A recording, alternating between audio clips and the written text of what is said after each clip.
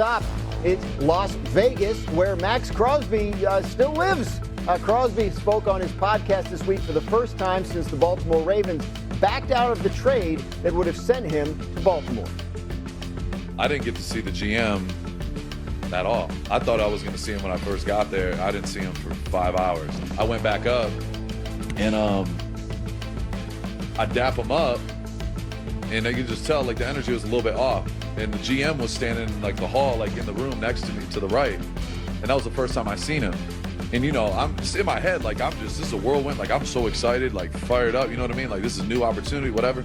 And you could just tell the energy was off. Like I dapped him up, he had like a blank face. The Ravens guys called me and it's like, yo, we're trying to figure this out, you know, we're gonna get this done, don't worry. Like 5 minutes later, CJ calls me, it's like, they're backing out. I'm like, holy shit. So I'm like frozen, I'm like, what the f? I'm livid, confused, the whole nine all in one. It happens for a reason. I know exactly who I am. I'm healthy. I'm crushing my rehab. I'm doing what I'm doing. I wasn't supposed to be in Baltimore.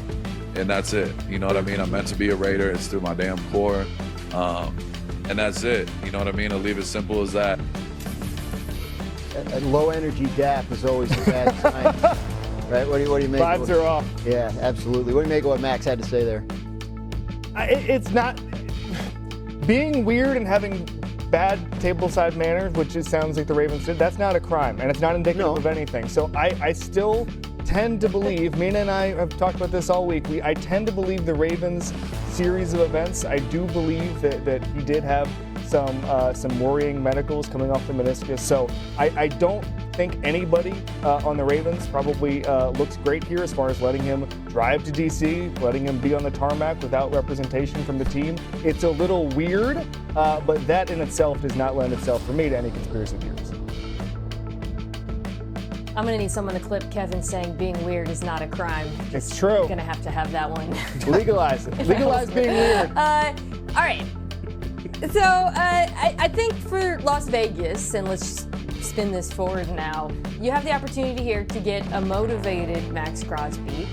He claims a healthy Maxx Crosby, and they have the money to afford him. That's the crazy thing about all of this is like the Raiders have so much dang cap space, and they still have so much cap space, they can afford it. I do think it helps Mendoza to have a functional pass rush on the other side of the ball. To me, the worst or the bigger issue here for Vegas is they really could have used that 14th overall pick, because I do still think they need to add to the offense, to the receiving group, to the offensive line. And if I were them, I would endeavor to find a way to do so early in the draft, even though they don't have another first-round pick other than one they're spending on Mendoza. But this is something that they can afford, and as Max says, it makes sense for him to go back to Las Vegas. It does, but I just look at the situation that they were in a couple weeks ago. It made sense for Maxx Crosby to go to a contender for 2 first-round picks. Now, the Raiders are not going to get 2 first-round picks and put Maxx Crosby back on the market right now. There are just a lot of teams who were in that discussion, the Cowboys, the Jags, different teams that aren't going to be in those conversations now because they spent money elsewhere, or in the case of teams like the Commanders, actually went out and signed a free agent for significant money at that position. But I do wonder if it makes sense to revisit this at the trade deadline. Maxx Crosby is going to be a little cheaper in terms of the amount of money a team would have to put out to acquire him. The Raiders can get picks in 2027 and 2028 for Maxx Crosby. And I know there's not going to be that 2 first-round picks offer now, but we know teams get desperate at the trade deadline. Trades that wouldn't have made sense in May or June, they make a lot more sense for teams who have Super Bowl aspirations in October. And so if Maxx Crosby is healthy and he looks it the first 6 weeks of the year, I wonder if the Raiders are going to get that maybe 1 and a 2, or a 1 and 2 and a 3, or maybe even 2 first-round picks for Maxx Crosby after all. We'll see. I mean, part of the reason the deal was done in the first place is they felt like Max wanted out. Now he's talking like he doesn't want out anymore, so we'll see as it goes along. What? I was just going to say, Trey Hendrickson's a worse player. He's worse against the run. Maxx Crosby is one of the best locker room guys in football. The Ravens are worse off after this, so that's why I don't believe. And Trey Hendrickson got a market rate deal. So anything nefarious was afoot. I don't think so. Not here. I'm a conspiracy guy. Right. Not here. Not this one. Hey, we have a surprise. All right, we'll have a surprise for you later when we come back from the break. I thought we were going to do it, but it'll be fun when it happens. Time now to read and react. Starting in Carolina, one of the Panthers' big free agent signings, linebacker Devin Lloyd, met with the media there in Charlotte earlier today.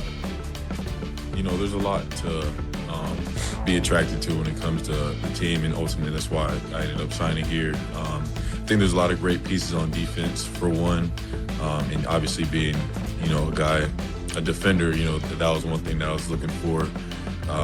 You got a number of players, Derek Brown, J.C. Horn, obviously two most notable, but Trayvon. There's guys all over the defense that make plays, and I just want to come in and be a part of that playmaking unit and help elevate it the most I can. Nina, what do you think so far of the Panthers offseason? I share a lot of Devin Lloyd's sentiments. I do think they have a lot of nice pieces. And his mention of playmaking is really what got me thinking, because that's a big part of why he was able to get this contract. He was an interception machine, right? Mm-hmm. The fact that Carolina upgraded its pass rush, adding Jalen Phillips now next to Derek Brown, makes me like the Devin Lloyd signing more, because it makes it more likely he's going to get his hands on the football if they're able to pressure the quarterback. So in total, I think they now have stars at all three levels, and I think the picture is coming together really nicely. Panthers building, of course, off of a division title there in the NFC South. Off to Happy Valley now, where Penn State held its pro day on Wednesday. Quarterback Drew Aller explained what he was hoping to showcase to the NFL scouts. My game plan was just to come out here and just show teams what I can do from a film standpoint. Really, it was just to kind of showcase a lot of different things that I either put on tape or at the next level that you see a lot on Sundays. So a lot of my stuff wanted to be like play action stuff from under center and kind of just go through different layering the ball a little bit and driving the ball at the same time. So I feel really good about everything. Kevin, if you were an NFL team, would you be taking a look at Drew Aller in the draft? Ready for this take? Yes. Maybe. Ooh, yeah. Red Scorcher, maybe. Big arm, NFL frame. He did a lot of good things at Penn State, but he was banged up. He made a lot of weird, risky decisions, and he didn't make a lot of NFL throws, okay? He didn't pull the trigger when he needed to on guys who I saw a scouting report saying that when he would be NFL open, right? He doesn't throw guys open in the way that the guys want to see. So Mel Kiper has him fourth behind, obviously, Fernando Mendoza, Ty Simpson, Carson Beck. That's about right. He's a mid-round guy. Someone's going to fall in love with him because of the arm strength, because of the frame. I think he can be okay, and I think in a good system he can develop and play in a few years. He is not a day one guy, and he's not a sleeper. I don't think he's going to have a meaningful NFL starting career. So hard maybe. Hard maybe. Absolutely. You heard it here first. To Minnesota, where recently retired wide receiver Adam Thielen met with the media today, talk about closing out his career with the Vikings. All the players I played with, the relationships, the time that we spent together, and the relationships that we built, there's nothing better. And it's the thing I'm going to miss the most, is just being in that locker room, building relationships with guys that you just never knew that you would come across and build these strong relationships. And the impact that these guys have made on me has really changed my life, to be honest. So very thankful for all the players. Bill, kind of an extraordinary career for Thielen, given where he came from. What do you make of that career when you look back on it? Yeah, fourth in NFL history in receiving yards amongst undrafted free agents. An unheralded guy, got better year after year, really forced his way into the lineup and then proved he belonged. And also, obviously, most of his career taking place in Minnesota with the Vikings. Always cool to see a local boy done well. Thielen grew up in Minnesota, played college football, he was at Minnesota State, was in that vicinity for a long time. You don't always see that. Nice. You see with LA, we hear about it for LA, a couple other places where a lot of players are from. Not a ton of players from Minnesota area, so exciting to see Thielen play well in Minnesota and do so for the Vikings for so long. Congratulations to Adam Thielen on his NFL career. One more